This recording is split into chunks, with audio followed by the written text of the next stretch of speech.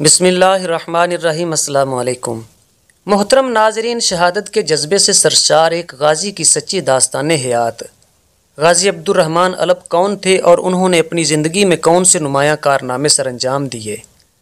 ان کی زندگی کے سچے اور دلچسپ واقعات آج کی اس ویڈیو کا موضوع ہیں، مگر ہم اپنی بات کو آگے بڑھانے سے پہلے یہ گزارش کریں گے کہ اگر آپ ہمارے چینل پر نئے ہیں تو ہمارے چینل کو سبسکرائب کر کے بیل آئیکن کو پریس کریں تاکہ مزید ایسی مفید اور معلوماتی ویڈیو سب سے پہلے آپ دیکھ سکیں۔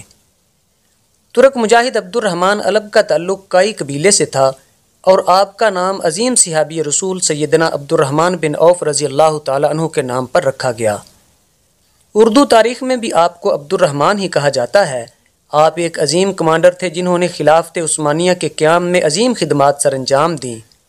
آپ کی جائے پیدائش ترکی ہے۔ آپ ارطغرل غازی کے ایک جانباز اور بہادر ساتھی تھے، جو ارطغرل کے بعد ان کے بیٹے عثمان غازی اور عثمان غازی کے بعد سلطان اوہان غازی تک خدمات سر انجام دیتے رہے۔ غازی عبد الرحمن الپ نے کئی جنگوں میں حصہ لیا اور کئی مضبوط قلعے فتح کر کے خلافت عثمانیہ کا پرچم بلند کیا۔ غازی عبد الرحمن الپ کے بارے میں مشہور تھا کہ وہ کبھی رات کو دشمن کی طرف تیر چلائے بغیر نہیں سویا کرتے تھے اور دن کو گھوڑے کی پیٹھ سے دشمن پر حملہ کیے بغیر نہیں اترتے تھے۔ عبد الرحمن الپ نے بازنطینی فوجوں کے خلاف کئی معرکے لڑے اور ازبک، ایوڈوس اور سمندرا جیسے کئی مضبوط قلعے فتح کیے اور یہ ثابت کیا کہ بے شک فتح حق کی ہے۔ غازی عثمان کے دور میں آپ کو ممتاز حیثیت حاصل تھی اور آپ نے کئی جنگوں میں بطور سپہ سالار حصہ لیا۔ عبد الرحمن الپ ایک بہادر سپاہی ہونے کے ساتھ ساتھ ایک سچے مسلمان اور سلطنت کے سچے وفادار بھی تھے۔ مضبوط بدن اور بھوری سفید داڑھی، لمبا قد، دیکھنے میں نرم مگر ایک مضبوط اور دلیر انسان تھے۔ غازی عبد الرحمن الپ سردار سلیمان شاہ کے آخری دنوں میں ان کے خدمتگار رہے اور سلیمان شاہ کے ذاتی محافظ بھی تھے۔ غازی عبد الرحمن کے نظم و ضبط، انسان دوستی اور لوگوں کی فلاح و بہبود کی وجہ سے بہت سے مقامی لوگوں نے اسلام قبول کیا اور خلافت کے وفادار ہوئے۔ غازی عبد الرحمن الپ نے سلطنت عثمانیہ کے بانی عثمان غازی بن ارطغرل کے ساتھ کئی جنگوں میں حصہ لیا۔ آپ اس وقت بھی عثمان کے ساتھ تھے جب عثمان نے اپنے چچا کی سرکوبی کی، کیونکہ چچا نے عثمان کو دھوکہ دیا تھا۔ عبد الرحمن الپ کا عظیم کارنامہ ایوڈوس جیسے عظیم قلعے کو فتح کرنا ہے، جو کہ انتہائی مشکل کام تھا، اور یہی قلعہ بازنطینی فوج کی طاقت بھی تھا۔ بازنطینی رومی عیسائی سلطنت کا مشرقی حصہ تھا جو اپنے دارالحکومت بازنطین کے نام سے موسوم تھا۔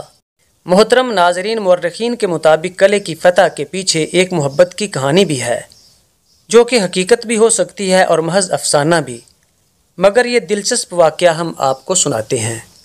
عثمانی مورخین کے مطابق قلعے کے اندر ایک محل تھا اور محل کے مالک کی بیٹی نے ایک بار خواب دیکھا کہ ایک بار وہ گڑھے میں گری ہے اور اسے ایک جوان نے بچایا ہے، اور اس لڑکی کے دل میں اس جوان کی محبت جاگ اٹھی۔ جب اس لڑکی نے عبد الرحمن الپ کو قلعے کا محاصرہ کرنے والے عثمانی فوجیوں کے سپہ سالار کے روپ میں دیکھا تو اسے اپنے خوابوں کی تعبیر نظر آئی۔ اس لڑکی نے ایک کاغذ پر ایک تحریر لکھی اور اسے پتھر پر لپیٹ کر ایک عثمانی فوجی کی طرف پھینکا، جس پر لکھا تھا کہ وہ قلعہ ان کے حوالے کر دے گی۔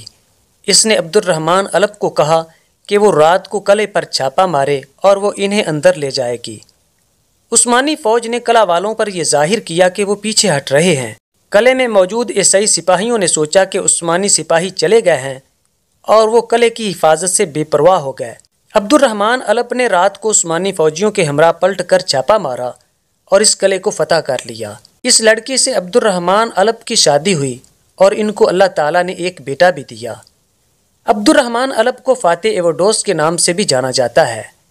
عبد الرحمن الپ کو سلیمان شاہ، ارطغرل غازی، عثمان غازی اور سلطان اوہان کے دل میں ایک خاص مقام حاصل تھا۔ سلطان اوہان نے عبد الرحمن الپ کی بیٹی سے شادی کی۔ 1329 میں اوہان غازی کے دور میں ان کا انتقال ہوا اور بتایا جاتا ہے کہ ان کی قبر ایرزورم کے ایک گاؤں میں ہے۔ محترم ناظرین، دعا کریں کہ اللہ تعالیٰ اس مجاہد کی قبر پر کروڑوں رحمتیں فرمائے۔ امید ہے کہ آپ کو ہماری آج کی یہ ویڈیو بھی پسند آئی ہوگی۔ ہماری ویڈیو کو لائک کریں اور احباب کے ساتھ ضرور شیئر کریں۔ اپنا اور سب کا بہت سا خیال رکھیے گا۔ انشاءاللہ جلد ہی ملاقات ہوگی۔ اللہ حافظ۔